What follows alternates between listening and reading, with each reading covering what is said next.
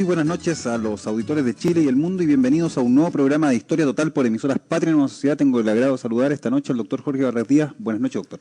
Muy buenas noches, Alexis.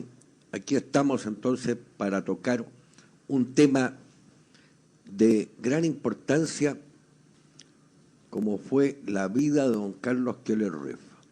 Muy bien, doctor. Con nosotros también Felipe Moraga. ¿Qué tal, Felipe? Buenas noches. Que además, debo decir, es el presidente del Centro de Estudios Políticos y Sociales Carlos Keller. ¿Qué tal?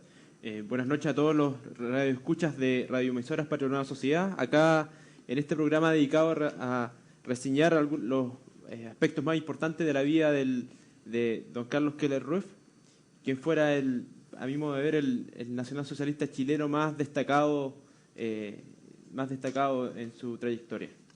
Y también nos acompaña Jorge Vázquez. ¿Qué tal, Jorge? Buenas noches. Buenas noches, aquí estamos muy bien, listos y preparados para este programa acerca de una reseña biográfica de Carlos Keller Ruiz. Y en la parte de comunicaciones y el área técnica nos acompaña Hans Fiedel. ¿Qué tal, Hans? Buenas noches. Muy buenas noches a todos los auditores y camaradas de Chile y el mundo. Y estamos aquí para realizar otro programa de Historia Total. Bueno, vamos a comenzar entonces contándoles un poco acerca de este personaje chileno que ha sido ignorado por la historiografía tradicional. Es un personaje tremendamente importante para la historia del país, aunque muy poco se sabe de él, e incluso quienes de algún modo han compartido posteriormente a su muerte y durante su vida incluso algunas de las ideas que sostuvo Carlos Keller, tendieron a olvidarlo y a dejarlo tal vez como una figura un poco menospreciada. No obstante, tanto para Patria Nueva Sociedad como para quienes integramos este panel el día de hoy, esta es sin duda la figura histórica más importante de las ideas de la nacionalidad y el socialismo en Chile y tal vez un referente a nivel mundial. ¿No es así, doctor? Exactamente, don Carlos en su trayectoria fue un destacado sociólogo, político, economista, investigador, geólogo. Es decir, abarcó una serie de aspectos que quedaron escritos en su casi centenaria obra, porque fueron más de 100 libros, artículos, etcétera, lo que él fue dando a conocer en su larga vida. Don Carlos nació en Concepción el 3 de enero de 1897 y murió el 28 de febrero de 1874. Así que tenemos que fue un hombre que prácticamente hasta su muerte, incluso diría yo hasta después de su muerte, porque algunas cosas se publicaron después de su muerte, estuvo prácticamente 70 o digamos 65 años en plena producción. Él nació, digo, en Concepción, ¿no es cierto?, y cursó sus humanidades allí en la capital penquista, y luego, al terminar las humanidades, se trasladó a Alemania, donde hizo un estudio muy completo en las universidades en relación a jurisprudencia, leyes, economía, filosofía y sociología. Cabe destacar que fue discípulo y conoció personalmente al filósofo don Oswald Spengler, quien había hecho ese famoso libro La decadencia de Occidente. Vamos a comentar durante el programa entonces algunos aspectos relevantes de su relación con Spengler, pero en esta parte queremos introducirlos a cómo fue que Carlos Keller llegó a nacer en Chile. Él era descendiente de alemanes y vamos a contarle un poco, Jorge, entonces a la gente cómo se produjo en Chile la colonización, la llamada colonización alemana, y en qué contexto social, cultural, político nace Carlos Keller entonces al final del siglo XIX. En el gobierno de Bulnes se termina ya con los conflictos bélicos entre chilenos e indígenas mapuche en el sur del país, y el que asume el siguiente decenio, que es don Manuel Montt Torres, desde el año 1851 a 1861, lleva a cabo una política de expansión de Chile en la conformación de ciudades. Se fundan muchas ciudades desde el Biobío al sur, por ejemplo, Puerto Varas, que debe su nombre a su primer ministro, y Melipulli, que después pasa a llamarse Puerto Montt. Pero en Chile no existía la suficiente cantidad de población como para estarla trasladando hacia estos nuevos lugares. La densidad ya no era muy alta y los nacimientos, si bien es cierto, eran bastante, la salud estaba más o menos mala, entonces muchos niños se morían al nacer. Faltaba gente en Chile, pero no cualquier gente. Faltaba gente trabajadora, faltaba gente que viniera a otras partes a hacer realidad de sus sueños, y faltaba gente que realmente sintiera que esta tierra no solamente los acogía, sino que los atrapaba y los transformaba también en chilenos. Fue entonces cuando se le encarga a Rudolf Filippi, este naturalista alemán que se instala en Chile, que viajara a Alemania y de esta manera trajera colonos al sur del país. Doctor, no sé si quiere... Bueno, estos alemanes que llegaron en sucesivas oleadas, llamaremos así, a pesar de que no fueron grandes cantidades, se establecieron, algunos penetraron por Puerto Mona, Puerto Varas, hacia el Yanquihue. También llegó otro grupo a Osorno, una ciudad que había sido refundada por don Ambrosio O'Higgins y que tenía alguna población especialmente de origen chilote y de algunos irlandeses. Y el tercer grupo entró por Valdivia. Así que tenemos los tres principales grupos: Valdivia, Osorno y Puerto Montt, Puerto Varas. Después, esta inmigración empezó a avanzar hacia el norte, y así muchas de estas familias llegaron a Concepción, a la capital del sur. Y de ese grupo, entonces, viene don Carlos Keller Ruiz, que es el personaje que estamos tratando. Felipe, si nos cuentas un poco entonces, ¿qué características tenían estos alemanes que llegaron a Chile? ¿A qué se dedicaron cuando llegaron? La colonización alemana principalmente se dedicaban a actividades agrícolas, es decir, trayendo en cierta forma todas sus habilidades y capacidades que traían desde su país de origen, Alemania, y en cierta forma aplicaron ciertas concepciones de administración agrícola muy intensiva. Es muy conocido, por ejemplo, que la zona, actualmente la 10ª región, prácticamente convirtieron muchas tierras cultivables a través de sucesivas quemas, y con esto empezaron a crearse verdaderos fundos y generar tierras cultivables para dedicarse principalmente a la actividad agrícola y ganadera. También a finales del siglo XIX, ya cuando la colonización alemana estaba asentándose mucho más, empezaron a dedicarse a actividades podríamos llamarlo una industria incipiente, enfocado principalmente a la industria, a la agroindustria.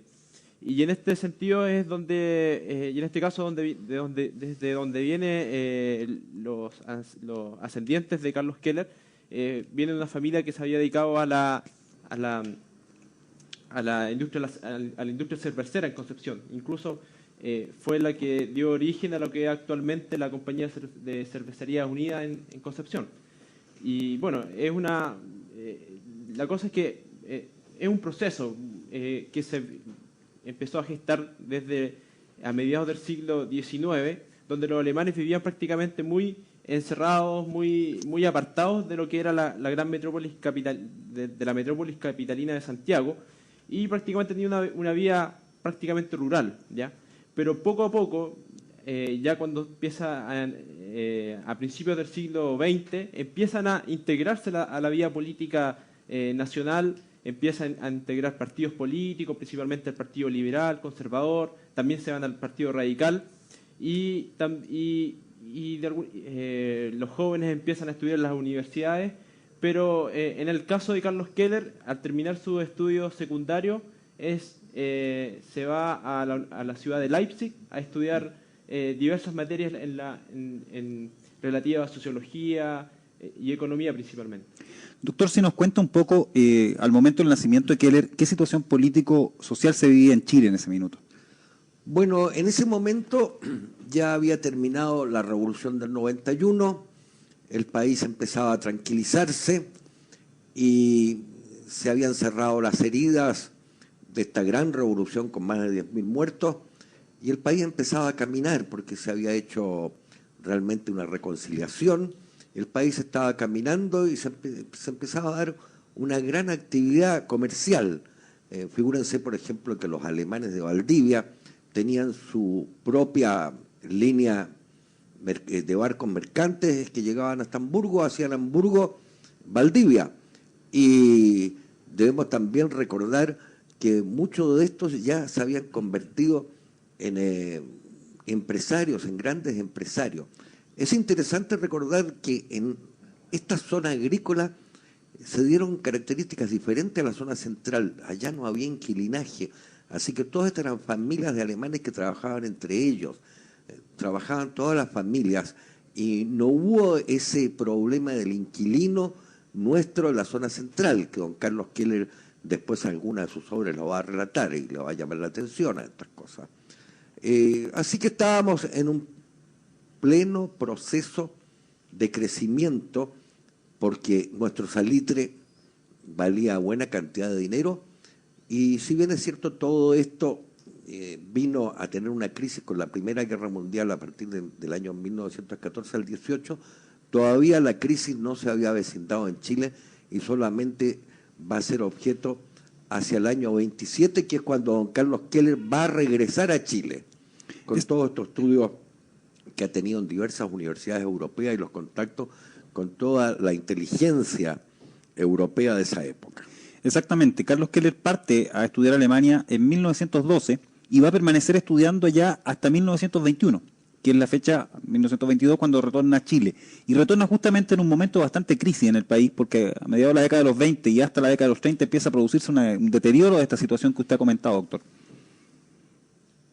Sí, viene entonces la crisis del salitre, que no se vende a Alemania ya en adelante, y Alemania a su vez tampoco traspasa este salitre a Rusia, porque ahí está la Unión Soviética, que deja de comprar salitre para las grandes zonas agrícolas de la Ucrania, y Chile empieza entonces a decaer y viene los pagos de guerra, que a la colonia alemana que había en Chile se le exigen pagos de guerra, como fue el caso de las empresas eléctricas, del Banco Alemán, etcétera, y todo esto va repercutiendo, y luego Estados Unidos entonces empieza también a pedir sus intereses de guerra a los ingleses, y son los ingleses de Chile que también deben de pagarle a los norteamericanos. Así que en Chile estamos en una situación muy mala cuando fracasa don Arturo Alessandri Palma y tienen que entrar los militares al gobierno, en la primera junta militar y después la segunda, después se llama a don Arturo nuevamente, sale la Constitución del 25, y en el año 27 va a asumir por primera vez don Carlos Ibáñez del Campo. Felipe. Quisiera también señalar algunos aspectos personales de la figura de Carlos Keller, en cuanto a cómo fue su viaje y su estancia en Leipzig, en la ciudad del este de Alemania.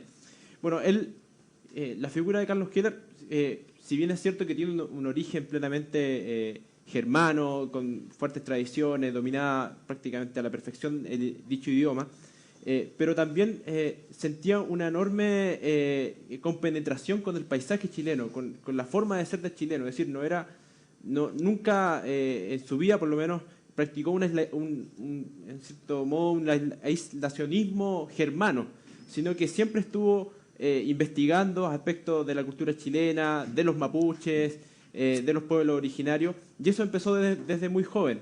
Él en su adolescencia ya empezó a escribir pequeños ensayos literarios, ensayos teatrales, también le gustaba mucho el arte escénico, y es justamente en Alemania donde él se dedica a difundir la cultura chilena, se dedica a hablar sobre los mapuches, a hablar sobre la herencia cultural que habían recibido de parte de los pueblos originarios de Chile, cosa que él lo lleva muy en alto cuando va a estudiar allá a Alemania, y de alguna forma trata de entender, aunque quizás no provenga directamente de ascendientes chilenos, trata de entender la naturaleza del chileno, de la forma de la cultura chilena y de la sociedad. Entonces, a lo largo de su vida va pasando quizás por estos dos pueblos que de alguna forma lo marcan, tanto el pueblo alemán como el pueblo chileno.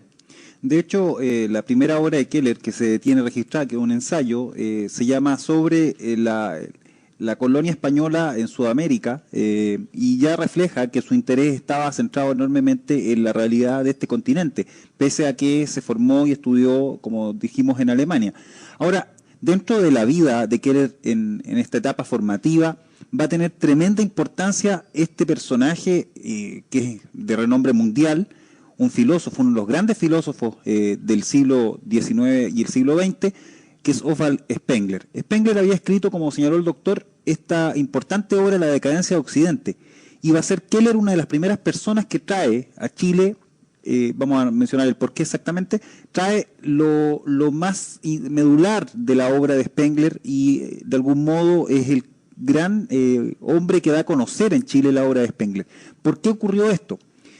Si bien es cierto, acá había existido ya alguna aproximación a la obra de Spengler, Carlos Keller no solamente estudió a Spengler, sino que partió siendo alumno de él en la universidad, posteriormente fue ayudante cátedra de Spengler y finalmente se transformaron en amigos.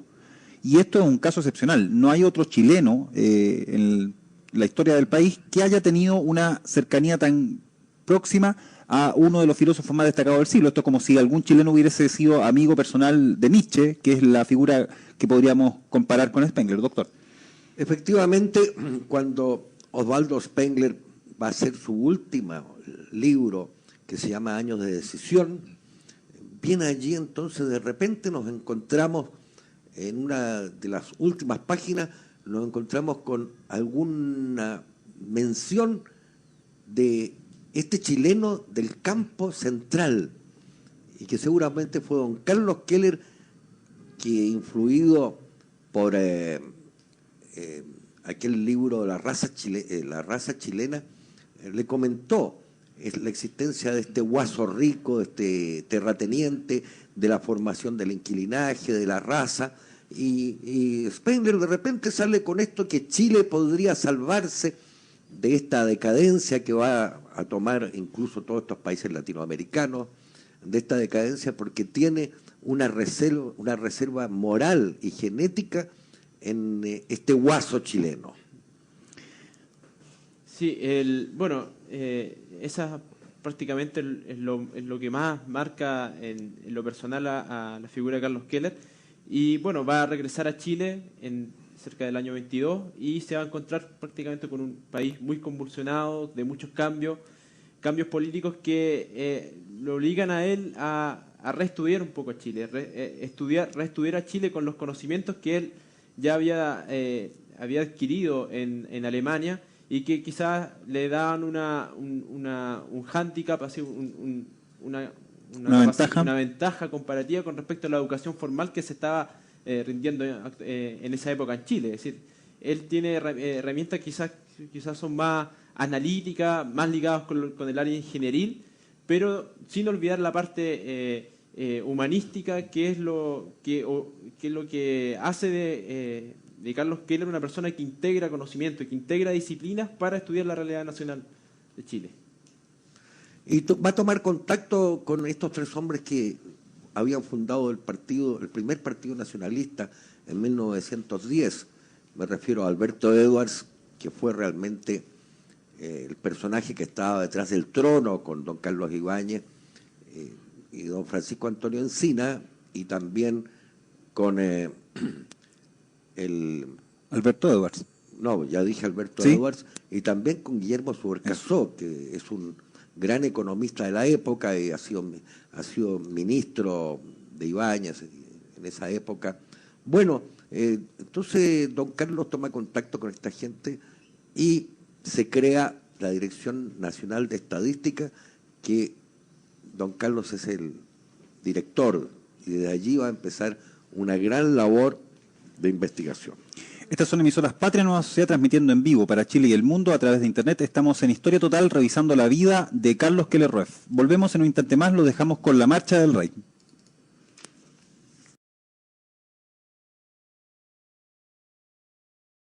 Emisoras Patria Nueva Sociedad, transmitiendo en vivo para Chile y el mundo a través de Internet. Estamos revisando la vida de Carlos Keller Rueff en Historia Total. Cuando Carlos Keller regresa a Chile, como se ha dicho, se encuentra con una situación bastante lamentable en el país, producto básicamente de una crisis económica a raíz de la Primera Guerra Mundial, que dejó a Chile sin posibilidad de vender el salitre, que era la principal fuente de riqueza del país. Se pregunta al respecto un sociólogo chileno radicado en Francia, que ha escrito una muy buena biografía sobre Carlos Keller, en el cuadro sociohistórico del Chile de los años 20. ¿Cuál es el punto de vista de Carlos Keller?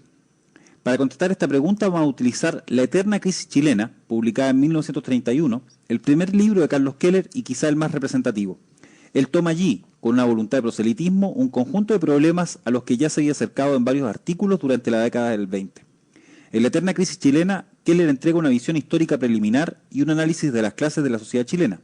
En este diagnóstico no es difícil de recuperar la inspiración del capitalismo moderno, de Werner Sombart, y de la fronda aristocrática, de Alberto Edwards. En efecto, Keller considera como definitivamente cerrado el periodo histórico de la fronda aristocrática hispana en Chile. Si esta fronda aristocrática creó y salvó al país, gracias a Portales en particular, parecía incapaz de adaptarse al capitalismo. El periodo parlamentario que la siguió no fue capaz de producir esa adaptación, nos dice Keller. Al contrario, significó el triunfo de la política partidaria y el interés individual por sobre el de la nación. Por otra parte, subraya Keller, la historia política chilena demuestra que el país pudo estructurarse y desarrollarse con gobiernos autoritarios, y que entró en una fase de declive cuando privilegió la vía político-parlamentaria. Como ejemplo del desequilibrio de Chile con el mundo moderno, Keller expone el caso de los empresarios chilenos del salitre, que se vieron obligados a emigrar hacia Bolivia debido a su incapacidad de hacer frente a los nuevos competidores, mejor equipados tecnológicamente y mejor adaptados a las redes internacionales del mercado. Él también presenta como ejemplo el error que consistió en apoyarse en solo un producto de exportación, el nitrato natural de Atacama, para satisfacer la caja del Estado, en lugar de apostar en la diversidad, error que tuvo consecuencias trágicas al final de la Guerra Mundial, cuando Alemania comenzó a producir nitrato artificial. Todo esto provocó una desnacionalización del trabajo de los chilenos y de la economía chilena. Esta incapacidad para adaptarse a la nueva dinámica del capitalismo demuestra las limitaciones fisionómicas intrínsecas, limitaciones que no son la continuación, nos dice Keller, del fin del mejor momento de la raza ibérica. Esta raza ya no está en su época de oro, su época de oro terminó después del barroco. Así él comenta entonces la realidad del minuto en Chile, doctor.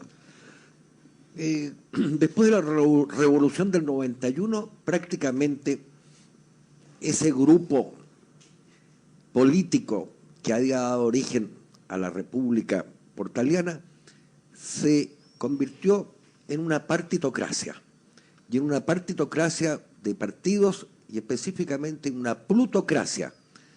Casi todos ellos, gente de gran capacidad intelectual, entre paréntesis, casi todos ellos eran miembros o abogados de las empresas del salitre y usufructaban de ello. Y también había otro grupo entonces que representaba al latifundio central. Así que en la práctica todos tenían una parte en el comercio interno, una parte en el comercio exterior y una parte en la producción agrícola que a su vez se vendía en las salitreras. Así que todo esto fue transformando al país en una plutocracia y que no se dio cuenta al fenómeno mundial, aquel ingreso del gran capital en las explotaciones, en las compras y ventas de los productos de todos los países del mundo. Así que tenemos que don Carlos, con la visión europea, con la sociología europea, empieza a destacar en este libro que se llama La eterna crisis chilena, y que si lo leen hoy día es de gran actualidad. Es como si estuviéramos leyendo es decir, nosotros que lo leímos hace muchos años, decíamos que esto era realmente lo que pasaba en el país en el año 50. Y habían pasado ya más de 20 años, lo cual para la gente joven parecía una cantidad enorme de años, y seguíamos marcando el paso en lo mismo. Y de hecho, Felipe, parece que el libro sigue siendo, como dice el doctor, de relevante actualidad, ¿no? Sí, no, es indudable que a veces uno, no sé si dan ganas de reírse o llorar de rabia, porque muchos de los problemas que hace notar Carlos Keller en la eterna crisis, aún existen. Es decir, todavía hay muchos problemas en el área económica, sobre todo en el área educacional. Es decir, ya en esa época los mismos vicios de la educación chilena se siguen acentuando hoy en día, en una educación que exacerba demasiado la educación racionalista, esquematizada, newtoniana, ¿no? Y no aplicada a ciertas labores más importantes en la economía chilena. También Keller empieza, apenas llega a Chile, una incesante actividad intelectual y que la enfoca en varios ámbitos, no solamente la parte en el área de la sociología, sino también empieza a escribir sobre la realidad chilena, en la economía, criticando la educación, aspectos que quedan muy bien retratados en la eterna crisis. Y también empieza a escribir en la revista Atenea de la Universidad de Concepción, ¿ya? Una importante publicación de esta universidad, donde también empieza a analizar ciertos aspectos de la influencia germana en Chile, que ya en esta época empieza a tener más participación y más integración en la comunidad chilena. También empieza a estudiar profundamente lo que es el problema agrícola de Chile, ya la organización de la agricultura, la administración de los fondos, y empieza a hacer varios alcances con respecto a ese tema. El año 32 se produce en Chile una suerte de rebelión que hemos comentado en otros programas y se da origen a la llamada República Socialista de Marmaduke Grove. En ese contexto es donde Carlos Keller va a entrar a hacerse cargo de esta oficina de estadística. Y nos podrías comentar, Jorge, un poquito de qué se trató entonces la República Socialista de Marmaduke Grove, brevemente. A la caída de Ibáñez, el año 31, fue elegido presidente Juan Esteban Montero, quien aparte de los problemas económicos iba a enfrentar constantes levantamientos militares que se iniciaron con la rebelión de la marinería, por ejemplo, y concluyeron con una revuelta en la Fuerza Aérea. Sin embargo, hubo mucho conspiramiento, sucesivos golpes de Estado, cerca de 40 gobiernos en un año, gobiernos que duraban un día, una semana, etcétera. Sin embargo, hubo la llamada República Socialista, que se integró el 4 de junio del año 32. Había un periódico en aquellos años, el periódico La Opinión, que fue el que publicó el llamado Programa de Acción Inmediata, que es como la declaración de principios de los fundadores de la República. Sin embargo, la República Socialista comenzó su labor disolviendo el Congreso, disolviendo las cosas que había hecho Juan Esteban Montero, y uno de los principales artífices de esto es don Marmaduke Grove, quien la gente izquierda lo dice que fue su representante, que los de derecha lo miran igual como miembro de las Fuerzas Armadas, por lo tanto poseía algún tipo de conservadurismo. Sin embargo, se puede constatar en los discursos que él hizo, en sus escritos, que era un tipo bastante nacionalista y con un socialismo particular, podríamos decir. De hecho, la República fue socialista nacional, ¿no, doctor? Sí, y fue don Carlos Dávila, que después va a ser representante en el segundo gobierno de Ibáñez en la Organización de Estados Americanos. Estaba Mate Hurtado, de la familia Mate, y fue una república socialista, pero no marxista. En ese momento el Partido Socialista no era un partido marxista.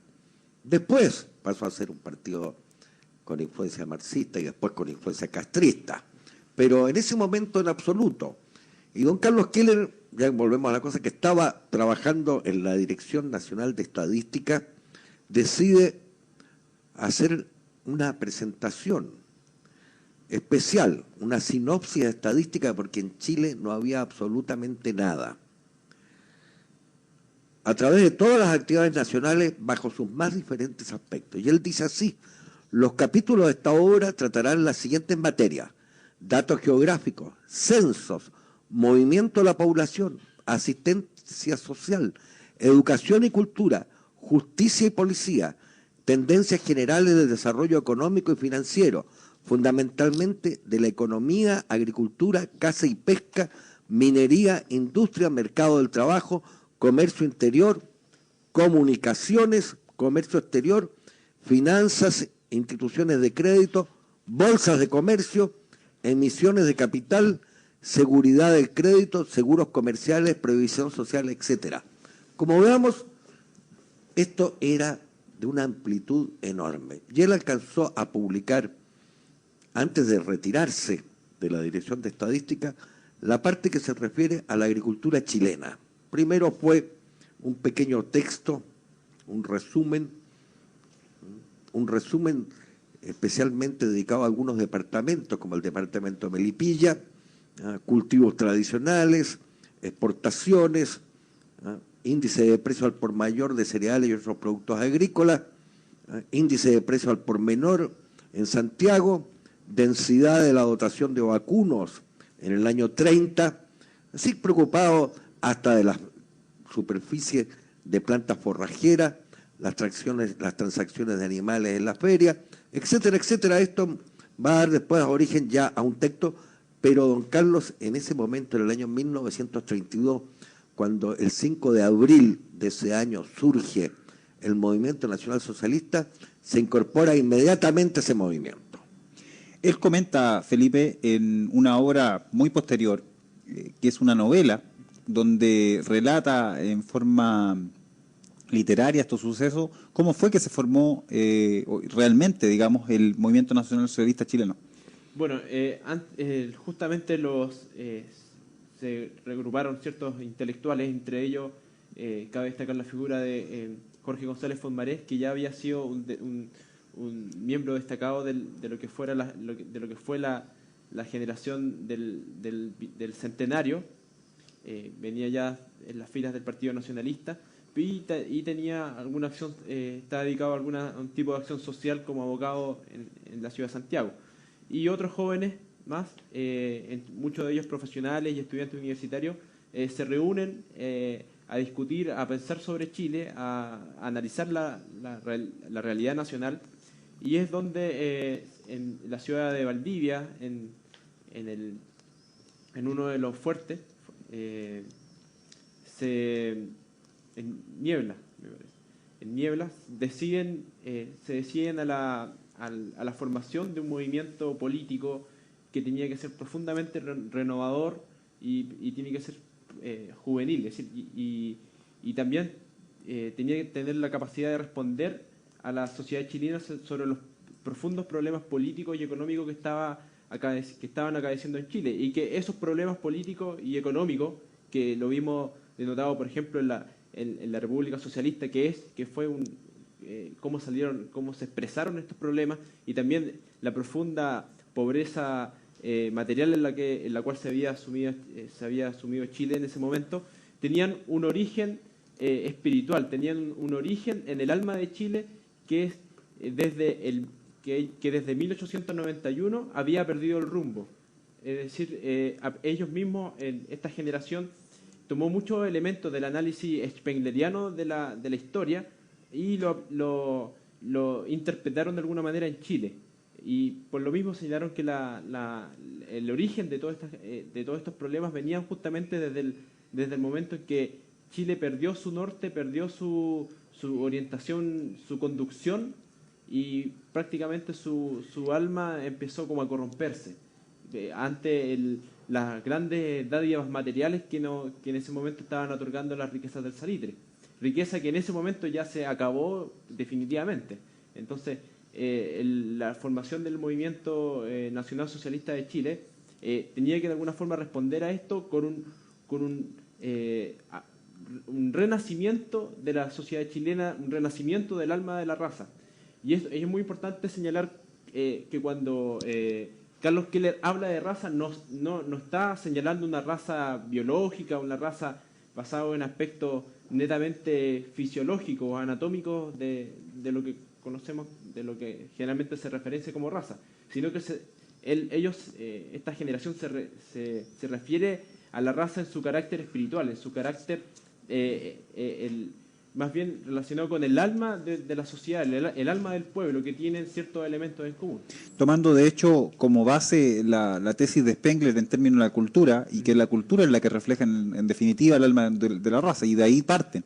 Ahora, es necesario, doctor, hacer algunas salvedades importantes, porque habitualmente se tiende a presentar al nazismo chileno como una mera copia de este movimiento alemán, homólogo, el nacionalsocialismo alemán, que ya en Chile en la misma época tenía sus propios grupos. Existía acá una célula del NSDAP, el Partido Nacional Socialista Alemán de los Trabajadores, que funcionaba con alemanes o con chilenos de origen alemán, y Keller asiste a algunas reuniones públicas del NSDAP, particularmente el año 31, pero él va a integrarse a esta otra organización, a esta organización chilena del Movimiento Nacional Socialista Chileno, y sería interesante entonces comentar estas diferencias entre ambas organizaciones. Bueno, desde el comienzo, desde que se crea el Movimiento Nacional Socialista, se definen que no van a ser hitleristas, que no van a continuar con esto. Y en realidad el nombre propiamente tal del Movimiento Nacional Socialista chileno es un nombre anterior a este movimiento alemán que después se llamó Movimiento Nacional Socialista, Partido Nacional Socialista. Así que el origen del nombre fue primero en Chile que en Alemania. Y si bien es cierto, este movimiento tomó uniforme, también debemos recordar que el Partido Socialista también tenía sus milicias uniformadas, con uniformes muy parecidos, mientras el nacionalsocialismo tenía un sombrero, una gorra al estilo de los soldados chilenos. Los socialistas tenían un pequeño gorro muy parecido al que usaban los norteamericanos. Tienen una camisa azul los socialistas, y los comunistas tienen una camisa amaranto, y está la famosa milicia republicana, que prácticamente le hacían sombra al mismo ejército. Claro. En estas condiciones, Carlos Keller va a integrarse en calidad de segundo hombre, vicepresidente del Movimiento Nacional Socialista Chileno. Y no es gratis que haya sido nombrado en este puesto, porque en realidad, dentro de la estructura partidaria, el hombre de más peso intelectual, lejos, era Carlos Keller. Su trascendencia, no obstante, en términos políticos no era igual, porque Carlos Keller era un hombre más bien quitado de bulla en términos de apariciones públicas. Se lo va a ver desfilando con las tropas nazistas de asalto en su calidad de segundo hombre, pero el hombre que va a asumir el rol político en sentido estricto dentro de la organización es, a quien todos conocen, Jorge González Fomares. ¿No es así, Jorge? Así es, precisamente. Y bueno, estamos en el año 32, Alessandri nuevamente se eligió presidente, se forman las milicias republicanas, como decía Felipe, y realmente, con una dotación de unos 50.000 hombres más o menos, la de los socialistas cerca de 25.000, realmente se vivía un momento de crisis, de problemas, un momento violentista en cuanto a lo político, y ingresar al ámbito de la política en una época difícil de conflicto y sin tener mucho historial, como decías tú bien, Alexis, no fue gratis, sino que fue más bien un cierto deber hacia la nación. Carlos Keller ya venía desde antes trabajando en lo que era la publicación de la revista Acción Chilena, previo a la fundación del MNS como tal. Y posteriormente, ya después de la fundación, pasó a ser el órgano ideológico oficial del movimiento. Él mismo fue el director de esta publicación. Y también Carlos Keller realizó una labor muy importante, la cual no se referencia mucho, que fue el director del Departamento de Preparación. El Departamento de Preparación era en estricto rigor, la escuela de formación política de los líderes juveniles nacionalsocialistas. Él era, de alguna manera, la ofició de formador de una generación muy importante la generación que pasó por las filas del nazismo chileno y que después iban a ser grandes, iban a pasar pasaron a otros partidos políticos, pero tuvieron la impronta de del paso por el Departamento de Preparación del Movimiento Nacional Socialista de Chile. Vamos a ver qué dice este autor chileno radicado en Francia respecto a esto. Me refiero a Carlos Maldonado. Respecto a la ideología del movimiento a través de Acción Chilena, 1934-1938. Uno puede seguir la ideología del movimiento y de Keller dentro del nazismo chileno a través de las páginas de Acción Chilena, revista que tendrá sin Keller un segundo periodo. Este segundo periodo, valga señalarlo, estuvo a cargo de Roberto Eda Balalot. Pues bien, en la revista colaboran entre otros Adolfo Matei, Juan Gamboa, José Sánchez y Javier Cox, además del diputado nazista por Valparaíso, Fernando Guarelo. La revista reproduce artículos de los ideólogos de la Revolución Conservadora Alemana, Mel van der Broek, Gunther y Spengler, por cierto, de ciertos responsables del Tercer Reich, como Otto Dietrich, Walter Buch, Staffel y Frick, de propagandistas del fascismo italiano, como Salvatore Gaetani, Gaetano Napolitano y del propio Mussolini, así como algunos de los historiadores chilenos, Alberto Edwards y Francisco Encina. En sus páginas uno encuentra en particular, in extenso, un comentario elogioso de Keller sobre la obra Portales de Encina. Como lo señala Ricardo Donoso, los nazis chilenos quieren dar a su idea un color local y criollo, insistiendo en su ligadura con la tradición portaleana. Pero por otra parte, los líderes nacionalsocialistas afirman que es necesario adaptar el fascismo y el corporativismo europeo al contexto chileno sin precipitaciones golpistas, advierte Keller en particular. El fascismo, agregan, es la única alternativa al marxismo y el único medio para acabar con el parlamentarismo que condujo al declive de la nación. Otro artículo de Keller, Raza, Cultura y Estado, por la diversidad de los aspectos abordados, puede permitir asir varios rasgos de su ideología y de esta forma las contradicciones teóricas del Partido Nacional Socialista chileno. Esto es según, reitero, este autor chileno radicado en Francia. En cuanto al problema racial, Keller evidencia un curioso pensamiento no racista. Por una parte, critica el racismo mendeliano de Rosenberg, filósofo del Tercer Reich, y a continuación justifica una legislación antijudía de inspiración política, por otro lado.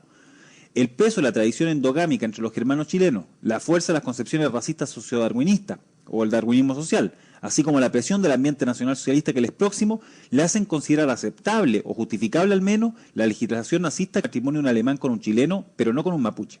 Esto es un racismo eurocéntrico y más que otra cosa conduce a establecer el uso entre los nazistas chilenos de algunos límites al mestizaje. Señala, si la mezcla de sangre es necesaria, sería naturalmente erróneo deducir de este postulado que ella debe efectuarse sin tasa ni medida. Así, en base a un racismo euroétnico, Keller intenta reconciliar la tradición endogámica germano-chilena, la tradición aristocrático-mestiza criolla y la necesidad de la fuerza popular. Por consiguiente, el proponer aceptar un mestizaje limitado. Pero lo que es más importante, Keller envuelve este eurocentrismo con los argumentos culturales y espirituales nacionalistas y asimismo ecuménicos. Señala, el verdadero nacionalismo consiste en utilizar todos aquellos elementos cristianos occidentales para realizar el máximo de genuina cultura occidental dentro de los límites del territorio nacional, para contribuir así al progreso de todos los pueblos en su conjunto. Que está claro requieren como condición un Estado autoritario. Esta realización nacional tendrá que culminar forzosamente con la creación de un Estado potente y consciente, porque sin él la cultura occidental ni siquiera podrá existir. Estamos viendo entonces, doctor, que evidentemente hay un fuerte reflejo de la idea de Spengler en lo que Keller está sosteniendo. También dirige el Diario Trabajo, ese famoso diario que sacó el Movimiento Nacional Socialista. También dirige el Departamento de Estudio, ese Departamento de Estudio que va a dar las ideas para que don Pedro Aguirre Cerda pueda crear la Corporación de Fomento y Reconstrucción después del terremoto de 1939, con un impuesto especial al cobre. Todo eso van a ser de la idea y de la concepción nacionalista de don Carlos Keller. Don Carlos Keller continúa trabajando y es profesor en la Universidad de Chile en la Escuela de Servicio Social, cargo que va a detentar durante largos años. Y es bien increíble que allí le haya dado mucha importancia a la sociología del pueblo mapuche. Don Carlos siempre le llamó mucho la atención este pueblo vigoroso que se adaptó tan rápidamente a la guerra con España y que logró vencer al ejército de la corona en Chile en esos años entre 1550 y finalmente en 1598.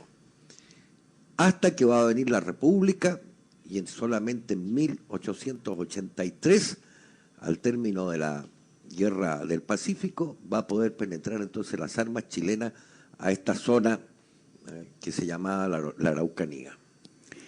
En este contexto, Keller va a tener tal vez una segunda etapa. Como todos sabemos, el 5 de septiembre de 1938, después de un fracasado intento de putsch inspirado y dirigido por Jorge González Fomarés, sin el conocimiento de Carlos Keller y sin su aprobación, el Movimiento Nacional Socialista Chileno va a verse destruido completamente en sus bases con la masacre de 63 personas en lo que hoy día es el Ministerio de Justicia. A partir de entonces se produce una división profunda. Jorge González Fomarés va a formar con los restos del nazismo chileno la vanguardia popular socialista, que rompe radicalmente en términos doctrinarios e ideológicos con lo que habían sustentado hasta entonces los nazistas chilenos, toda vez que esta vanguardia popular socialista va a aceptar, entre otros postulados, la lucha de clases como eje de su acción. Sin embargo, Keller va a mantenerse como nazista hasta el año 41, es decir, 2 años después de la masacre del Seguro Obrero, 3 años después de la masacre del Seguro Obrero, y en ese instante solamente va a renunciar a este partido porque entra a colaborar con los gobiernos radicales que habían obtenido el triunfo a partir justamente de la masacre del Seguro Obrero con los votos de los nazistas con los cuales es elegido Pedro Aguirre Cerda. Vamos a seguir en el bloque a continuación revisando la vida de Carlos Keller Rueff en Historia Total. Carlos Keller, como dijimos, va a tener esta destacada participación en el Movimiento Nacional Socialista que va a disolverse en función de la masacre del Seguro Obrero el año 1938 y dar origen, por una parte, a la vanguardia popular socialista y por otra, un pequeño grupo de ellos, de los nacionalsocialistas, van a quedar como Movimiento Nacional Socialista Chileno. Pero ahí se produce un hecho de relevante importancia para la historia política nacional, que fueron las elecciones del año 38, donde va a ganar el Frente Popular, curiosamente, para la historia mundial, con el apoyo del nazismo chileno. Jorge. Bueno, el año 38 fue un año de campaña. Estuvo todo el año, todas las ciudades embanderadas con sus candidatos. El año 34 ya se había fabricado este bloque parlamentario de izquierda. El año 36 se creó el Frente Popular con la unión de todos los movimientos y partidos de izquierda. Por el otro lado estaban los partidos de derecha y los nacionalistas, quienes apoyaban en esta ocasión a don Carlos Ibáñez del Campo. Chile estaba dividido entonces en, podríamos llamarlo, 3/3, izquierda, derecha y nacionalistas, y hasta septiembre del año 38 las cosas iban bastante parejas. Gustavo Ross en alguna intervención habría dicho que él iba adelante. Realmente el Frente Popular no tenía mucho gusto. Su candidato era don Pedro Aguirre Cerda. Y don Carlos Ibáñez del Campo también estaba ahí, como se dice, a la guaite. Todo lo que pasaba en el mundo, el auge del nacionalismo, de los movimientos nacionalistas y partidos, y los triunfos y éxitos que estaban comenzando a tener en Europa, hicieron temer de cierta manera a la derecha y a la izquierda chilena un posible gobierno nacionalista. Se habían hecho algunas tricuñelas ahí, pero aún no se querían arreglar, y la gente de derecha no iba a votar por un candidato de izquierda y los de izquierda tampoco por uno de derecha. Así que un triunfo probable de Ibáñez, estaba ahí. En esto estaba este sandungueo político cuando ocurre la terrible masacre del Seguro Obrero el 5 de septiembre. Y después de ella, Carlos Ibáñez declina su candidatura. La gente de derecha tiene que asumir la responsabilidad que le cayó en el hecho de que Alessandri, siendo presidente, haya dado la orden de ejecutar a todos los prisioneros que se habían tomado la Torre Seguro Obrero, la sede central de la Universidad de Chile. Y es aquí entonces cuando el nacionalismo y el MNS principalmente, se torna no hacia lo izquierdo por una cosa política, no es que le haya dado el voto a Pedro Aguirre Cerda por una cosa política, sino que fue simplemente por no votar por el candidato de derecha, que era el ministro de Economía de Alessandri. Entonces, Pedro Aguirre Cerda, que tenía escasas posibilidades de ganar, estaba tercero dentro de las preelecciones, se transforma en el presidente de Chile, volcando de esta manera, ya casi a mediados del siglo XX, todo el ambiente político y todo el gobierno, comenzando los 3 gobiernos radicales, y realmente un hecho que de alguna forma u otra transforma la política y los gobiernos y hacia dónde iba encaminado este país. Ese 15%, más o menos, que siempre se le atribuye históricamente, yo creo que fue un poco más, es el que le da entonces la victoria al Frente Popular por cerca de 5.000 votos. Doctor. Y así triunfante, don Pedro Aguirre Cerda lo primero que hace es ir al cuartel número 1 del nazismo en la calle Huérfanos a darle las gracias a estos muchachos que han hecho posible que él asuma la presidencia de la República de Chile. Y allí están en este lugar, están los diputados como Gustavo Vargas Molinares, está don Carlos Keller, está Javier Lira y otros más. Y don Pedro Aguirre Cerda toma un gran contacto y un gran aprecio a los nacionalsocialistas, tal como lo he mencionado, después que vi del 39, son ellos los que dan la pauta para sacar el país adelante. Don Carlos Keller sigue todavía perteneciendo a este grupo nacionalsocialista y solamente el año 42 va a entrar a colaborar con el gobierno radical a través de los departamentos del Ministerio de Economía y también a sacar entonces una publicación muy interesante que se llama La Enciclopedia de Chile.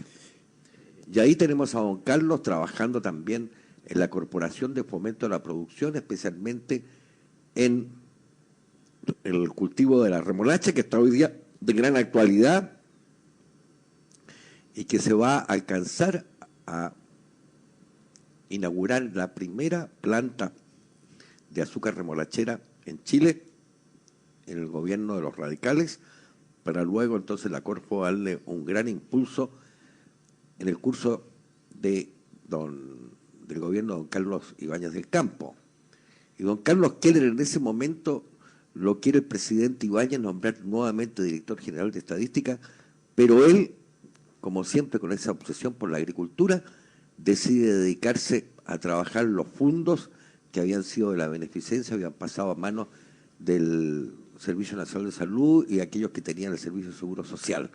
Le va a dar una gran importancia y por primera vez en la historia de Chile, estos fondos que habían estado durante años en manos de la beneficencia, estos fondos empiezan a dejar utilidades, empieza a trabajar y él demuestra que el agricultor chileno es capaz, con una buena dirección, de trabajar bien el campo. Y él es partidario de una reforma agraria, pero no una reforma agraria como la que hizo el gobierno de Frei, después de Allende, una colectivización del campo. No, es una reforma agraria en la cual se le entregaban a los propietarios mejores elementos, se subdividía el campo y daba origen a una gran cantidad de empresarios agrícolas, porque ya en ese pequeño opúsculo que nombramos sobre la agricultura chilena, cuando él hace un análisis de la población agrícola, va a decir que en los años 30 hay 502.440 personas dedicadas al agro, en una población de algo más de 3,5 millones de habitantes. 148.000 son patrones, agricultores independientes. Fíjense la cantidad, 148.000. 11.081 son empleados, personal técnico, vigilancia y oficina. 238.158 son obreros.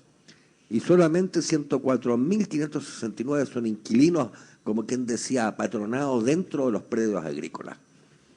es un estudio muy interesante y es el primer hombre que propone de que se haga una reforma agraria técnica sin caer en manos del latifundio o del latifundio corporativo que va a crear entonces la democracia cristiana y la unidad popular. Es muy curioso que la figura de Keller logra trascender en términos políticos a la experiencia fracasada del nazismo chileno, porque va a ser contratado por gobiernos radicales. Posteriormente Carlos Ibáñez lo nombra, como bien decía el doctor, a cargo de estos fondos de la beneficencia, que multiplican por 5 su capacidad de producción bajo su administración, y va a seguir trabajando en labores de Estado hasta, curiosamente, casi llegar al gobierno de Allende. Es decir, todo el periodo del año 38 en adelante, Keller va a estar vinculado en forma activa al desarrollo nacional a través del Estado y diversos cargos. Pero esto no se produjo sin algún grado de reticencia. Cuando es nombrado originalmente en el gobierno de el presidente Ríos, el año 42, como gerente general de la Oficina de Estadística, esto se tiene que hacer muy, muy silenciosamente, porque si se hacía demasiado público iba a haber fuerte oposición por su anterior vinculación al nazismo chileno.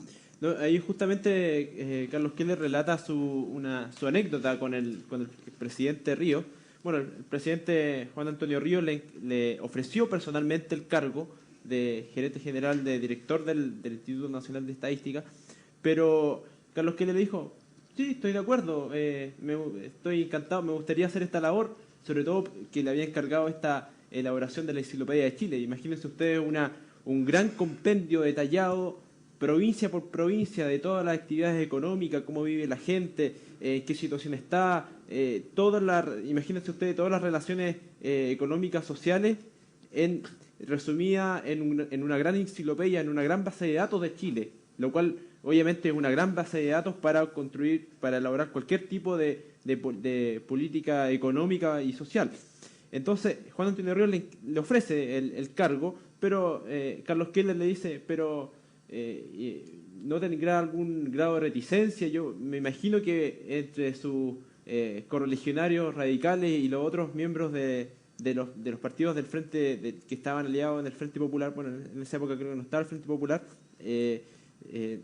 los aliados de los partidos que colaboraran con Juan Antonio Ríos iban a poner problemas.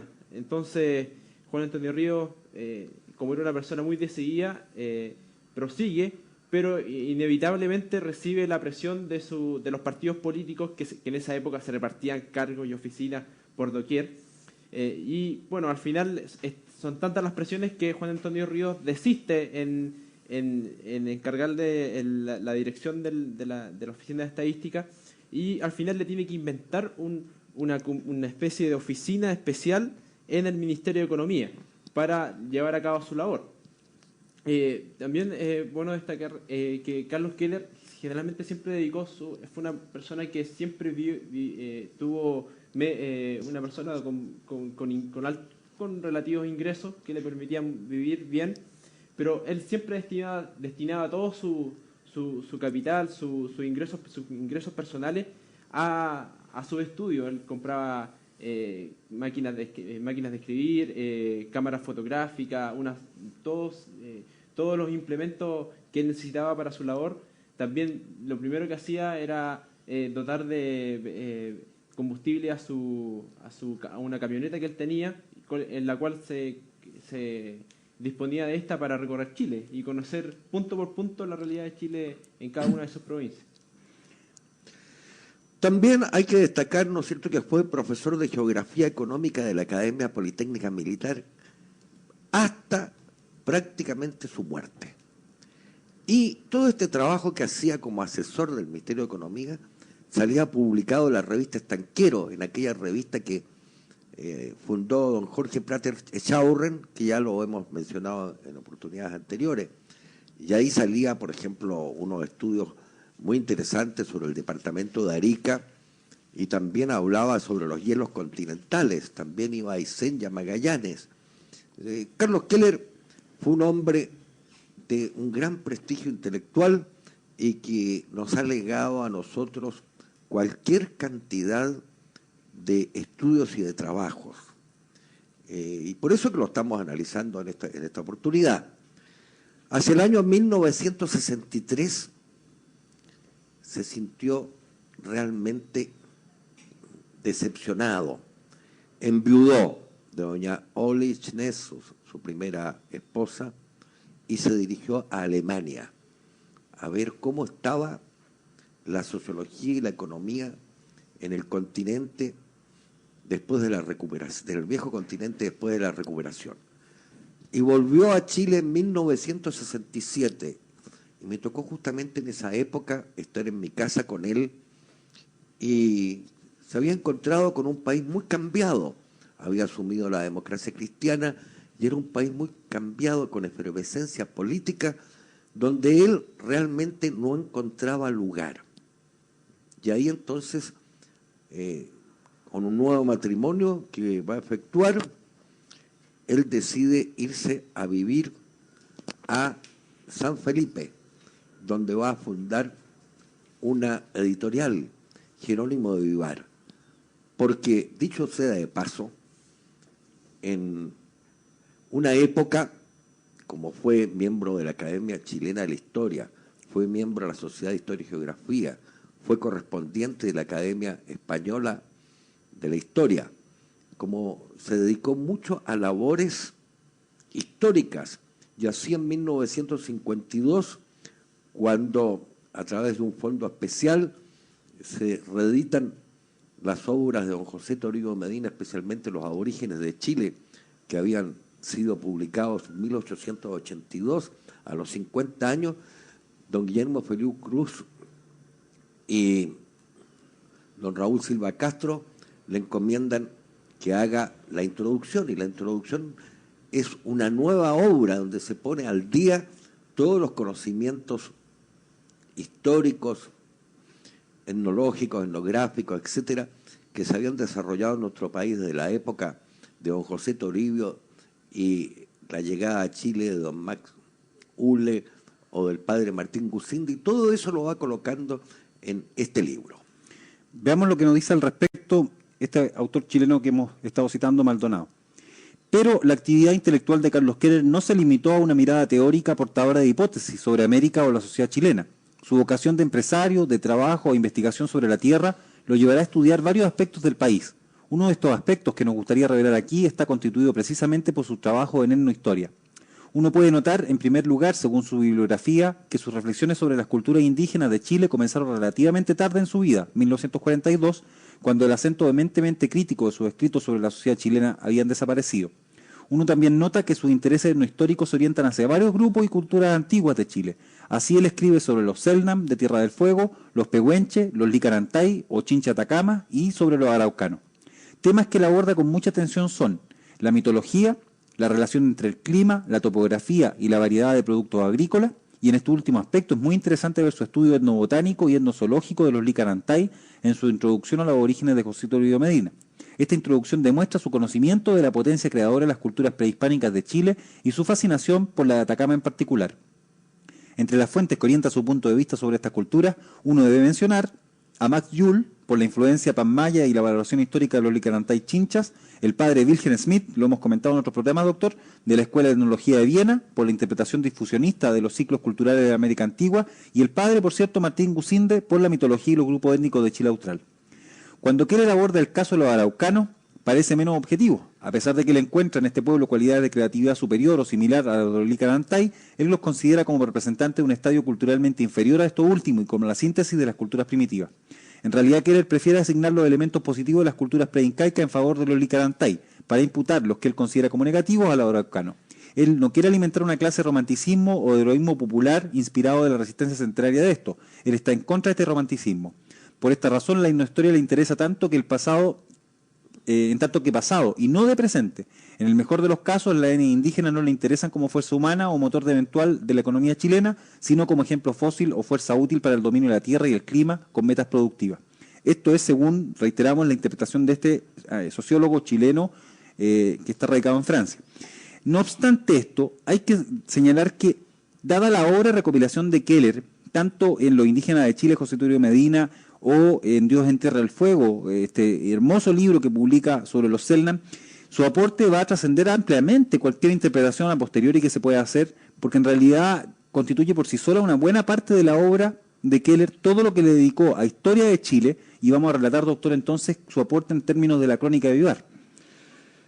Cuando llega a Chile en 1965, la crónica de Vivar, cedida en una copia paleontolográfica por los norteamericanos, Carlos Keller se encuentra fuera del país y cuando regresa el año 1967 se pone a estudiar esta crónica española que está relatando la verdad de lo que sucedió desde que llegó don Pedro Valdivia hasta su muerte. Jerónimo de Vivar había estado en Chile desde el año 1547 y en el año 1558 va a hacer esta recopilación. Y don Carlos empieza a escribir en la revista Mapocho hacia 1970, más o menos en 4 números, en la época que todavía está de director don Roque Esteban Escarpa, director de la Biblioteca Nacional, y está vivo don Guillermo Felicruz. Él empieza entonces a hacer un análisis con sus conocimientos de esta maravilla que es la crónica de don Jerónimo de Vivar. También podríamos relatar, Felipe, como un antecedente anecdótico, pero no menos importante, en este viaje a Alemania que hace tardíamente, la anécdota con respecto al rescate de una pariente alemana de él, de su sobrina, desde detrás de la cortina de hierro. Sí, bueno, el ya viudo, le llega la noticia que una sobrina de él queda atrapada en Berlín Oriental, ya que en un momento a otro esta sobrina, María Furman se llamaba, escapa desde toda su familia iba escapando hacia antes de que construyeran el muro de Berlín, y por algunas de estas cosas del destino se queda atrapada en Berlín Oriental, ya no tiene ninguna forma de pasar hacia Occidente, y bueno, la única forma es que alguien la pueda rescatar de allá, pero la forma que tienen que rescatarla es casándose con ella. Entonces, Carlos Keller, que tenía abundantes propiedades, terrenos, sobre todo en la zona de Pirque, remata todos sus bienes, buena parte de sus bienes, y va en busca en rescate de su sobrina. Parte hacia Alemania, estaba un par de años allá, y se casa con ella, ¿ya?, en Berlín Oriental, y como aprovechando su nacionalidad chilena, puede ayudar a salir de Berlín Oriental a su sobrina, ¿ya? Bueno, por lo que supe a través de la señora Eliana, que fue su última esposa, me contaba me señalaba que el casamiento no había sido tan falso, sino que lo habían hecho bien verídico, porque los agentes de la Stasi estaban muy pendientes de que si estos matrimonios eran realmente efectivos. Así que por lo menos pudo cumplir su objetivo de poder rescatar a su sobrina de ese infierno que de alguna forma estaba viviendo en esa zona. De hecho, es parte de los parientes que están vivos todavía de Keller en Alemania. Bueno, estamos llegando entonces al periodo final de la vida de Carlos Keller. Cuando él regresa a Chile, va a contraer nupcias con la señora Eliana Márquez, Eliana Figueroa Márquez, que es una poetisa que había trabajado con él durante mucho tiempo como su secretaria antes de que se fuera a Alemania.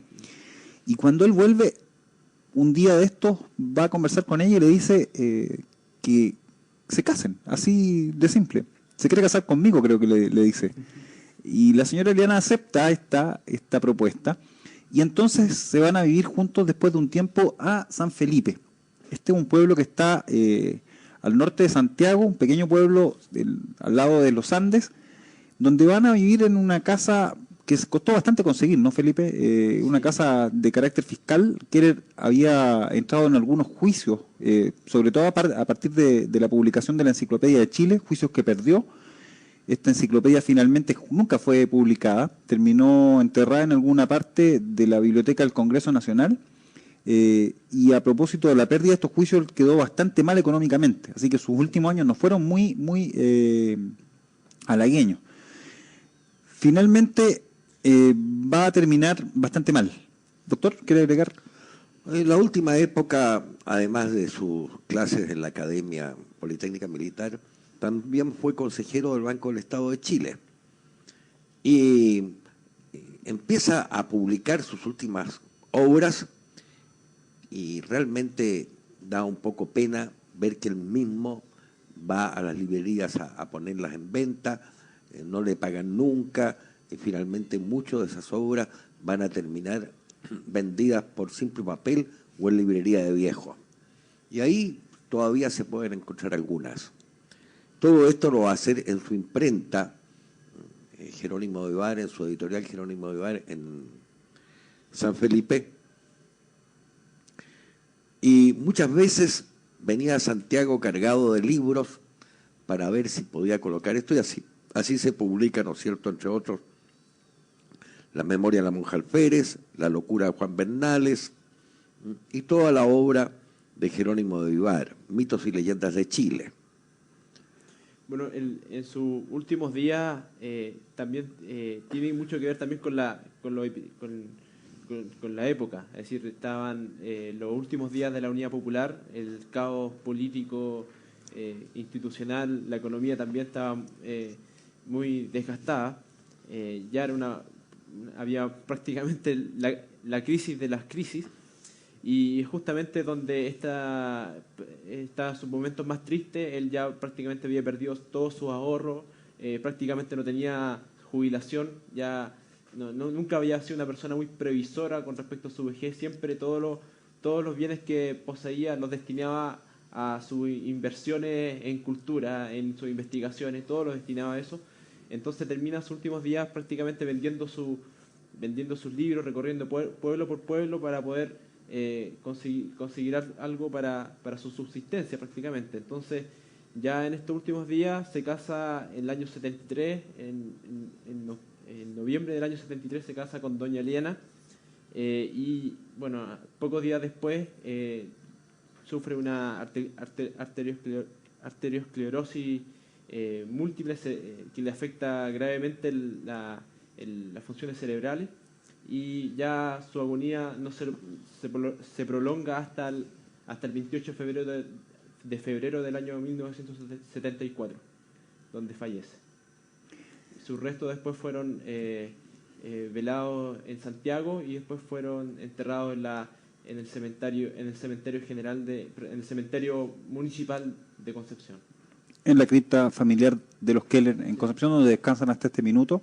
Y ahí está Keller hoy descansando, se le ha ido a visitar por parte de gente del movimiento y se está pensando colocar una placa conmemorativa al cumplirse tal vez una fecha importante desde su desaparición.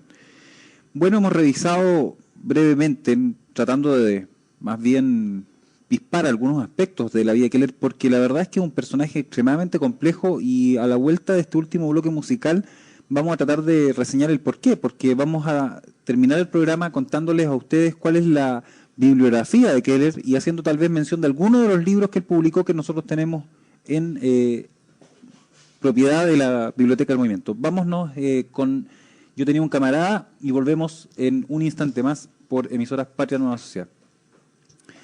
Quisiera, doctor, agregar alguna parte más. Bueno, quizás sería conveniente leer un pequeño trozo para que nuestros auditores se den cuenta de la calidad literaria de Carlos Keller. Retrato hablado de Martín Gusindi. 1922, yo vivía en aquel tiempo en Concepción, en la calle Chacabuco, muy cerca del Liceo de Hombres. Era una casa antiquísima, pero que habíamos modernizado. Un hermano mío había cubierto todas sus murallas con sinfonías de formas y colores absolutamente abstractas, y no se tome como jactancia tan moderna como las vemos hoy día. Quienes conocieron ese ambiente le dieron la razón a una de las visitas, quien dijo: pero aquí no es necesario beber trago alguno, uno se siente mareado desde el comienzo, desde cuando entra. Pues bien, uno de quienes entraron fue el padre Martín Gusinde, entonces de edad de 36 años y aún desconocido en los círculos científicos. Acababa de regresar de su tercera expedición a Tierra del Fuego. Traía todavía el barro de sus marchas a lo largo del canal Bigle y el olor a mariscos y aceite de lobos marinos de los campamentos yamanas. Estaba más un tanto fatigado y necesitaba que se le cuidara un poco. Hicimos lo posible para atenderlo de la mejor forma de acuerdo con nuestros modestos recursos. Se sintió bien, sin embargo, en aquella extravagante casa y se quedó allá hasta hacerse civilizado de nuevo. Yo entonces lo conocí y debo anticiparlo. Nosotros dos, mi mujer y yo, quedamos encantados con este científico profundo, incansable y un amplísimo horizonte.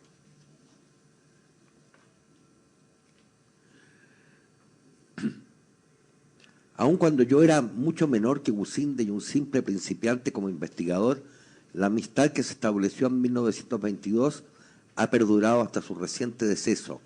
Él mismo lo dejó establecido, así cuando me envió sus grandes obras posteriores con dedicatoria al leal amigo Carlos Keller.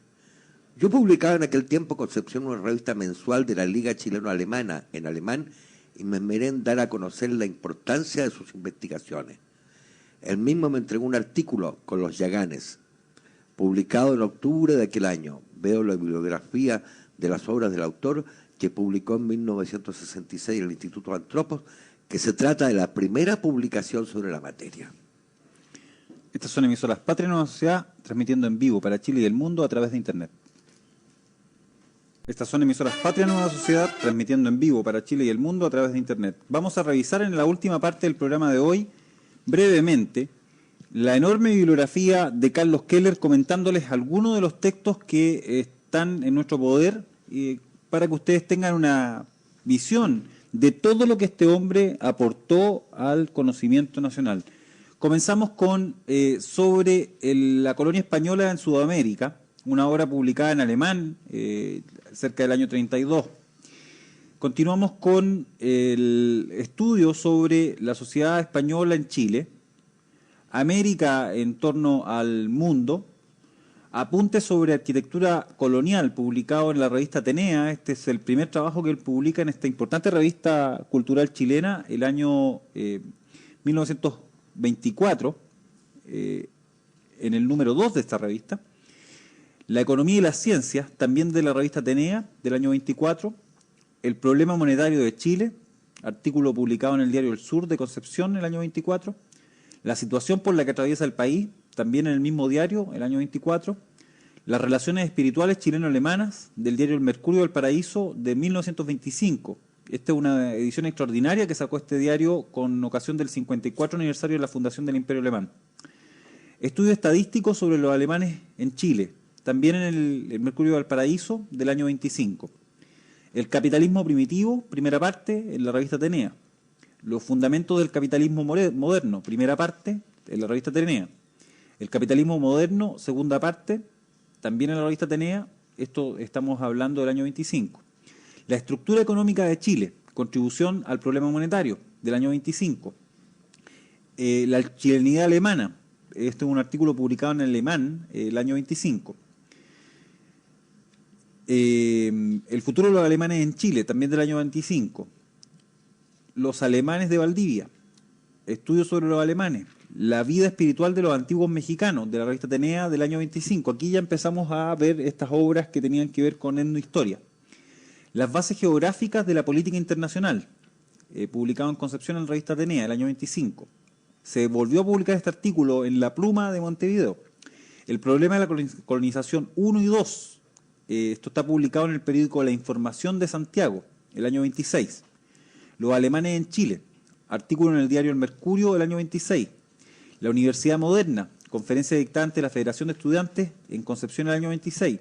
La minería chilena, primera parte, desarrollo histórico, del diario La Información, de nuevo, del año 26. La minería en Chile, segunda parte. Spengler y la situación cultural de América Ibérica, conferencia de la Universidad Nacional de Santiago, el 25 de mayo del año 27. Se publicó en un tiraje especial de la revista La Información. La minería chilena, número 4. La política salitrera y la técnica de la industria salitrera, del año 27. Crónica de los alemanes de Yanquihue, un artículo en alemán. Los alemanes de Yanquihue, el mismo artículo publicado en el diario El Mercurio. El viaje de Filippi en torno al lago Yanquihue del año 27. Otro artículo sobre el Yanquihue. Sociología del pueblo chileno, del periódico La Información del año 27. Teoría moderna del salario del año 27.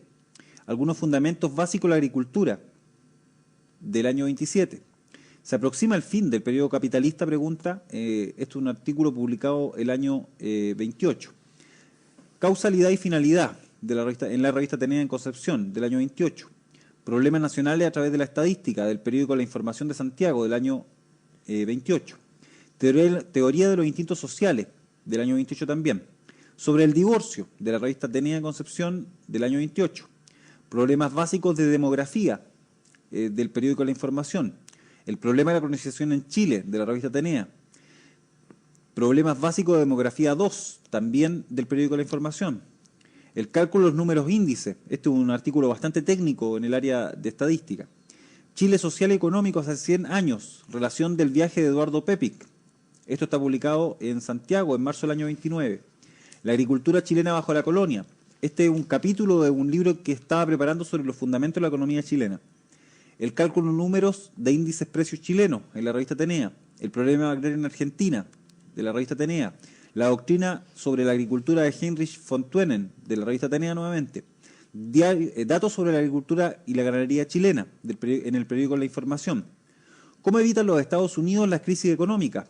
Publicado el año 30. Síntesis económica del país en el mes de noviembre del 29. Síntesis económica del país en el mes de diciembre del 29. Balance económico del año 29. Síntesis económica del país en el mes de enero del año 30. Primavera en el Valle Central, un artículo de la revista Atenea. Comunidad y sociedad, también de Atenea. Y su libro más importante de esa época, La eterna crisis chilena, del año 31, publicado por Editorial Nacimiento. ¿Cómo salir de la crisis? Editorial Nacimiento, el año 32, que es como el colofón, el resumen final de este libro. Nuestro problema monetario, el año 32. Un país al garete, contribución a la sismología social de Chile, de Editorial Nacimiento, el año 32. Miren esto, la filosofía de Chuang Tse, el año 1932. Tal vez fue uno de los primeros autores, doctor, que ha hablado de este filósofo chino en Chile alguna vez. Seguramente ha sido el primero que le llamó la atención. Conversaciones en el desierto, primera parte y segunda parte, en la revista Atenea de Concepción. Balance económico del 31 al 33. Acción chilena, la primera revista, marzo del año 34. La destrucción de la economía liberalista. Nuestra educación primaria. El Portugal consolidado. Caleidoscopio económico. Adelante, ya estamos en septiembre del 34. Debemos suprimir el control de cambio. Portales, el año 37. Salitre y cobre, nuestro sino.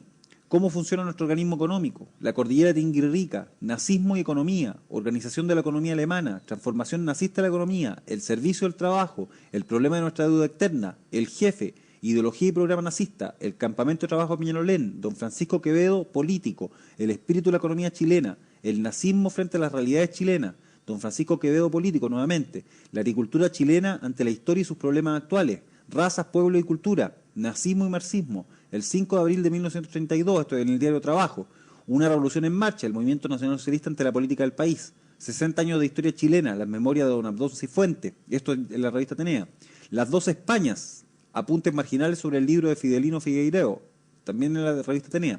Aquí empezamos con el ciclo sobre culturas primitivas en Chile, los indios pehuenches en Chile, 1928.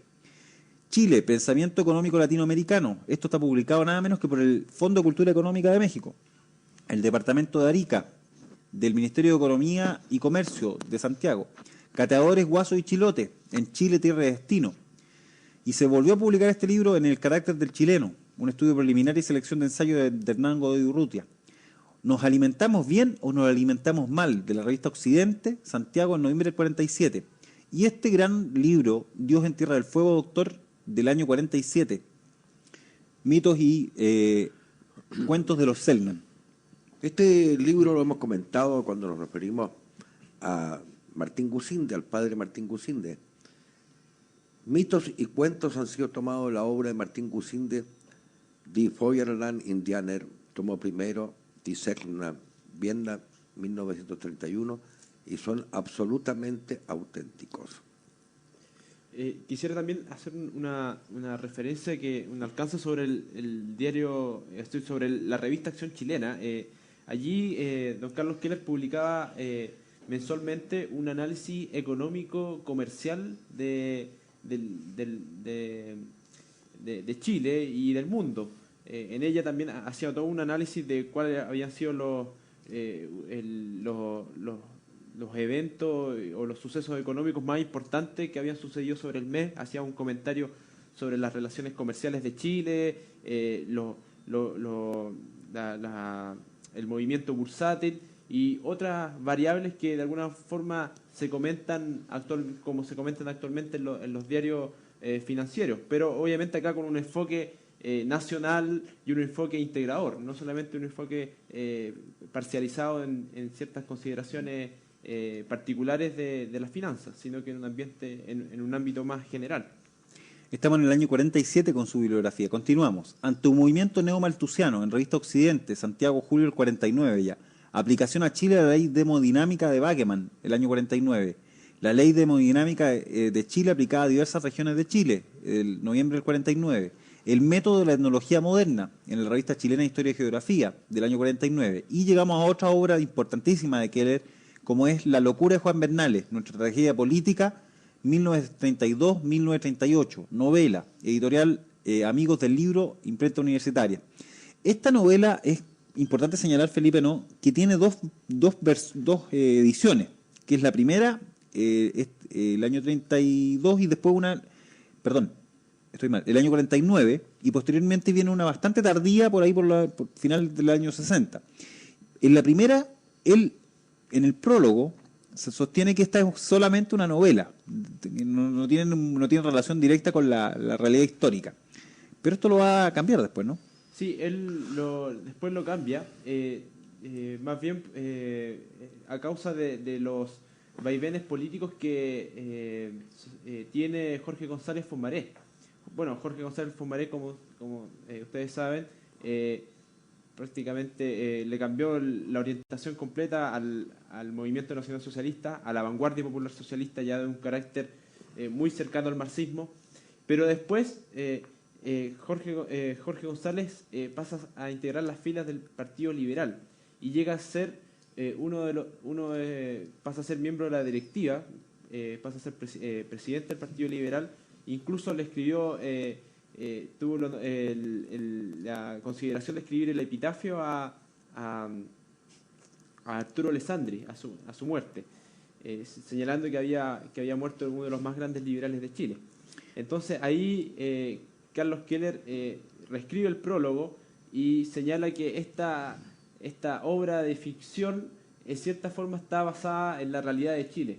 Pero no solamente esta obra está basada en los sucesos acaecidos en lo que fue la existencia del movimiento nacional socialista, sino que también él lo extrapola a esta tragedia política chilena, es decir, a su devenir histórico. Incluso él en sus últimos días señala que esta obra se acerca un poco al devenir histórico de Chile, a su tragedia. Y esto también lo aplica en los últimos días de la Unidad Popular, donde él ve que de alguna manera esta situación política se va a tener que resolver de una manera violenta, de una manera casi catastrófica, así como un apocalipsis. Doctor. Efectivamente, don Carlos, poco antes de morir, le llama la atención este sentido atávico de la política chilena, este volver siempre atrás. Y no hay novedades, porque él en ese libro que edita el Fondo Cultura Económica está hablando que Chile está en una etapa protocapitalista, pero es el único que se da cuenta, de la etapa económica chilena. Sin embargo, nadie le llama la atención y ve él realmente con horror que la democracia cristiana está avanzando hacia un sistema colectivo y que ya después, cuando entra la Unidad Popular, Se ha transformado este país en un país que tuvo con gobiernos de izquierda, de Frente Popular, un gran sentido nacional, como fue la época de los radicales. Incluso el mismo presidente Alessandri había tenido un sentido nacional para recuperar el país. Y sin embargo, de repente empezamos a caer en una política internacionalista, en que hay que avanzar en la reforma. Un país que no tenía capital ni siquiera para comprar un pedazo de tierra, un pedazo de pan. Estamos metidos en esta vorágine política y don Carlos entonces cae en una depresión en torno a todo esto. Esta es una depresión que caen muchos nacionalistas. Me parece que también que con don Jorge Prat, me parece que también ocurrió lo mismo. Es decir, los nacionalistas, cuando ya viene esta época de la sucesiva reforma, del internacionalismo, donde la influencia norteamericana se hace más fuerte, la política chilena ya desde los años, a mediados de los años 60 hacia adelante, cae en una vorágine, en un torbellino que ya prácticamente hace que los nacionalistas se desencanten y no vean ninguna posibilidad de salida. Y que si hay alguna salida, es una salida prácticamente violenta y catastrófica, como lo que iba a ocurrir después. Entonces, también coincide que muchos nacionalistas que conocieron muy bien la realidad de la época, tuvieran como que dieran un paso atrás o se quedaran un poco observantes de lo que estaba sucediendo a esperar qué es lo que iba a ocurrir. Y lo que iba a ocurrir, obviamente, tenía un desenlace que ya estaba casi escrito. De hecho, la segunda edición de La locura de Juan Bernales se llama en realidad La locura de Juan Bernales, tragedia política de Chile en 1932 y 38 y su trascendencia en 1973, porque esta obra fue editada justamente el año 73. En esta edición es donde él señala que en el prólogo que está relatando hechos auténticos. Continuamos. La región del hielo continental en Aysén, de editorial Sociedad de Amigos del Libro, el 49, se volvió a publicar por la editorial Jerónimo Vivar después. La isla de Pascua, en Geo Chile, una vieja publicación sobre geografía chilena. Sociología, 3 tomos, muy importante porque estos fueron los libros de sociología básicos en todas las cátedras de sociología de la Universidad de Chile durante largo tiempo. Inclusive creo que duraron hasta cuando se cerraron las cátedras de sociología en las universidades post golpe de Estado. Sí, y también en los estudios de secundario, en las humanidades, también se referenciaba mucho este libro, cuando realmente se estudiaba en Chile. Incluso había una cátedra en el ramo de sociología se referenciaba mucho este libro en algunos liceos en humanidades. Continuamos con los aborígenes de Chile, la importante reedición del libro de José Toribio Medina, que llevó la introducción de Carlos Keller del Fondo Histórico Bibliográfico el año 52. Esto es importantísimo, doctor, ¿no? Don José Toribio, cuando escribió el libro, en realidad lo fundamentó en base a colecciones, tanto del Museo de Historia Natural como del Prehistórico, a colecciones que había y organizó esto. En cambio, don Carlos Keller le dio a la introducción una enorme importancia a todos estos grupos indígenas que habían existido en Chile y que existían todavía en ese momento. Y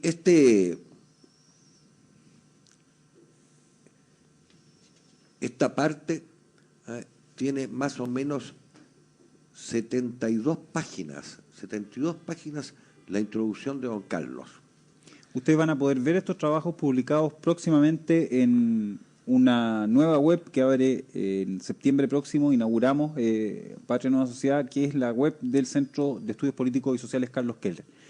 Seguimos con Un viajero alemán en el Chile Pipiolo, en la revista Finisterre de la Universidad Católica, el año 56. La revolución de la agricultura, un importantísimo libro de Carlos Keller, uno tal vez de los más relevantes, Jorge, que escribió. Sí, así es. En ese libro, que es muy extenso, relata los resultados que saca después del censo, y bueno, se va a los problemas que tenían en aquel entonces las regiones, y con una simplicidad tremenda da las soluciones que hay que llevar. Por ejemplo, para el sur del país una nueva colonización. Él en el año 50 dice que lo único que puede salvar a las regiones de la 11ª y la 12ª actuales del despoblamiento que tenían en aquel entonces es una nueva colonización, una reorganización de las tierras, un fomento por parte del Estado a las producciones ganaderas y agrícolas. Propone para las primeras regiones una reforestación en base a las especies autóctonas del lugar. Realmente hace un trabajo tremendo de reordenamiento, de refundamiento y de aportar tesis para que se solucionen los problemas agrícolas. También en ese libro se referencia muy bien lo que es se plazan las primeras líneas de lo que iba a ser lo que se consolidó después, lo que es la agricultura basada en la fruticultura, sobre todo entre la sexta y la séptima región, que iba a ser el gran soporte exportador de Chile en los años 80. Continuamos. Chile am Rande der Welt, una publicación en Alemania del año 58. La crisis de nuestro tiempo, en revista Atenea, de Concepción, en marzo del 58. Y llegamos a otro libro importante, doctor, Nuestra frontera en el canal del Beagle. Ese es un libro que marcó época, porque lo va a publicar cuando ha sucedido el famoso incidente del islote Snipe, cuando Chile, en ese islote en el medio del canal de Beagle, coloca unas balizas, y Argentina se los destruye 2 veces. Y ahí va a empezar entonces el tema del canal de Beagle que nos llevó a esta casi confrontación con Argentina en los años 1978. Y don Carlos entonces, adelantándose a esto, hace una publicación excelente, porque tiene incluso capítulos dedicados a la geología, tanto del canal de Beagle como del estrecho Magallanes, y se va a referir ya a 600.000 años de anticipación, a cuando está toda esa zona cubierta de glaciares. Bueno, todo esto va a ser base de estudios cuando se va a realizar esta partición, llamémoslo así, que se llama a su santidad el Papa, el actual Papa, para que intervenga con los argentinos, para que intervenga en este casi conflicto internacional donde tuvimos un día de Pascua a punto de irnos a las manos con nuestros hermanos argentinos. Continuamos. El pintor Rugendas y doña Carmen Arriagada, en un boletín de la Academia Chilena de la Historia, publicado el año 59. Se volvió a publicar por la editorial Jerónimo Vivar, que fundó Carlos Keller en San Felipe. A continuación viene una serie de libros, son pequeños, no tienen más de 150 páginas, que van a ir indagando diversos aspectos de la historia de Chile. Así continúa con Los orígenes de Quillota, publicado por su editorial el año 59 en San Felipe también. Un interesante libro Los orígenes de Quillota, porque relata en buena medida cómo fue el desarrollo aurífero de Chile, doctor. Y sobre todo desde la base del punto que allí existía un mitimaes aparentemente incásico, pero lo va a destacar que en realidad es un mitimae araucano. Y ahí va a salir después Michimalonco, Pedro Valdivia y el nacimiento del pueblo chileno. Así que se desvirtúa un poco aquello de que eran puros incas los que estaban allí. También había chilenos. Continuamos. La idea de Dios en los araucanos. 12 milenios de la historia chilena. Darwin y Chile, de los anales de la Universidad de Chile. Estamos en el año 60 ya. El mar en la historia de Chile. Homenaje al sesquicentenario. Esto está publicado el año 60. El pintor Rugendas en Chile. Revista Viaje. Un número extraordinario de la independencia de Chile. 6 tipos de chilenos en el diario El Correo de Valdivia. El Tercer Mundo. Comentarios sobre 2 octavas reales de don Alonso de Ercilla. Un artículo en alemán sobre los Selknam, nuevamente, publicado en la revista Antropos el año 62.